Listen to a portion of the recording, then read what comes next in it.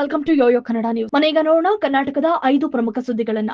ಪಕ್ಷದ ರಾಜ್ಯಾಧ್ಯಕ್ಷ ವಿಜಯೇಂದ್ರ ಅವರನ್ನ ಯಾವುದೇ ಕಾರಣಕ್ಕೂ ಬದಲಾವಣೆ ಮಾಡುವುದಿಲ್ಲ. ಒಮ್ಮೆ ಪಕ್ಷ ತೀರ್ಮಾನಗೊಳಿಸಿದ ಬಳಿಕ ಅವಧಿ ಪೂರ್ಣಗೊಳಿಸಬೇಕಾಗುತ್ತದೆ ಎಂದು ಮಾಜಿ ಸಚಿವ ಬಿ ಶ್ರೀರಾಮುಲು ಹೇಳಿಕೆ ನೀಡಿದ್ದಾರೆ. ವಿಜಯೇಂದ್ರ ಟೀಮ್, ಯತ್ನಾಳ್ ಟೀಮ್ ಎಂದು ಹೊರಟಿವೆ. ಆದರೆ ಇಬ್ಬರ ಉದ್ದೇಶ ಪಕ್ಷ ಕಟ್ಟುವುದೇ ಆಗಿದೆ. ಈ ಬೆಳವಣಿಗೆಯನ್ನ ದೆಹಲಿ ನಾಯಕರು ಸರಿಪಡಿಸುತ್ತಾರೆ. ಯಾರೊಬ್ಬರನ್ನ ಉಚ್ಚಟನೆ ಮಾಡುವುದರಿಂದ ಯಾವ ಪ್ರಯೋಜನವೂ ಆಗುವುದಿಲ್ಲ. ಯತ್ನಾಳ್ ಅವರು ಸಹ ಕೇಂದ್ರದ ಮಂತ್ರಿಯಾಗಿದ್ದವರು. ಅಪಾರವಾದ ಅನುಭವ ಅವರಿಗಿದೆ. ನಮ್ಮಲ್ಲಿ ಕಚ್ಚಾಟ ಮಾಡಿಕೊಂಡ್ರೆ ದಿನದಿಂದ ದಿನಕ್ಕೆ ವರ್ಚಸ್ಸು ಕಳೆದುಕೊಳ್ಳುತ್ತಿರುವ ಕಾಂಗ್ರೆಸ್ಗೆ ಅನುಕೂಲವಾಗುತ್ತದೆ ಎಂದರು.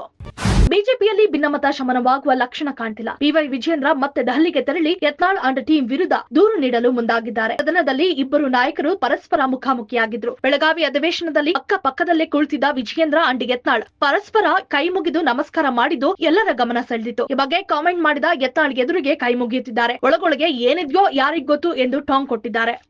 ಬಿಜೆಪಿ ರಾಜ್ಯಾಧ್ಯಕ್ಷ ಬಿವೈ ವಿಜಯೇಂದ್ರ ಇಲ್ಲಿ ಔತಣಕೂಟಕ್ಕೆ ಕರೆಯುತ್ತಾರೆ. ಅಲ್ಲಿ ದಾವಣಗೆರೆಯಲ್ಲಿ ತಮ್ಮ ಚೇಲಗಳನ್ನ ಬಿಟ್ಟು ಯತ್ನಾಳ್ ಅವರನ್ನ ಹೊರಗೆ ಹಾಕಿ ಎಂದು ಸಭೆ ಮಾಡಿಸ್ತಾರೆ. ನಾನು ಮತ್ತು ರಮೇಶ್ ಜಾರಕಿಹೊಳಿ ಯಾವತ್ತೂ ಅವರ ಔತಣಕೂಟಕ್ಕೆ ಹೋಗುವುದಿಲ್ಲ. ನಮ್ಮವರು ಎಂದು ಹೇಳುತ್ತಲೇ ಬೆನ್ನಿಗೆ ಚೂರಿ ಹಾಕ್ತಾರೆ ಎಂದು ಬಿಜೆಪಿ ನಾಯಕ ಬಸವನಗೌಡ ಪಾಟೀಲ್ ಯತ್ನಾಳ್ ಗುಡುಗಿದ್ದಾರೆ. ಯಡಿಯೂರಪ್ಪ ಮತ್ತು ವಿಜಯೇಂದ್ರ ದಾವಣಗೆರೆ ಸಭೆ ಮೇಲೆ ನಿರಂತರವಾಗಿ ನಿಯಂತ್ರಣ ಮಾಡ್ತಿದ್ದಾರೆ. ಗನ್ಮೆನ್ಗಳ ಮೂಲಕ ಮಾಹಿತಿ ಸಂಗ್ರಹಿಸುವುದಲ್ಲದೆ ಯತ್ನಾಳ್ ಅವರನ್ನ ಉಚ್ಚಟನೆ ಮಾಡಿಸಲಿ ಎಂದು ಮಾಜಿ ಶಾಸಕರ ಮೂಲಕ ಒತ್ತಡ ಹಾಕುತ್ತಲೇ ಇದ್ದಾರೆ. ಮುಂದೆ ನಮಸ್ಕಾರ ಮಾಡುವವರು ಬಹಳ ಅಪಾಯಕಾರಿ ಎಂದಿದ್ದಾರೆ.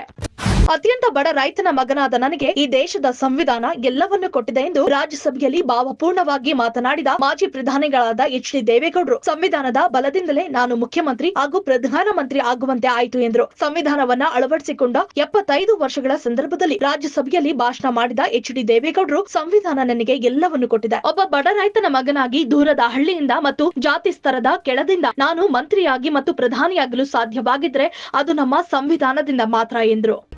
ನಮ್ಮದೇ ಸರ್ಕಾರ ಇದ್ರೂ ನನಗೆ ಅನುದಾನ ಸಿಗ್ತಿಲ್ಲ ಎಂದು ನೋವು ತೋಡಿಕೊಂಡಿದ್ದ ಕಾಂಗ್ರೆಸ್ ಶಾಸಕರಿಗೆ ಸಿಎಂ ಸಿದ್ದರಾಮಯ್ಯ ಅನುದಾನ ನೀಡುತ್ತೇನೆ ಎಂದು ಭರವಸೆ ನೀಡಿದ್ದಾರೆ. ಕಾಂಗ್ರೆಸ್ ಶಾಸಕಾಂಗ ಪಕ್ಷದ ಸಭೆಯಲ್ಲಿ ಶಾಸಕರು ಬೇಸರವನ್ನ ವ್ಯಕ್ತಪಡಿಸಿದ ಬೆನ್ನಲ್ಲೇ ಸದನದಲ್ಲೇ ಈ ಬಗ್ಗೆ ಘೋಷಣೆ ಮಾಡಿ ನಿರ್ಧಾರ ಪ್ರಕಟಿಸುತ್ತೇನೆ ಎಂದು ತಿಳಿಸಿದ್ದಾರೆ.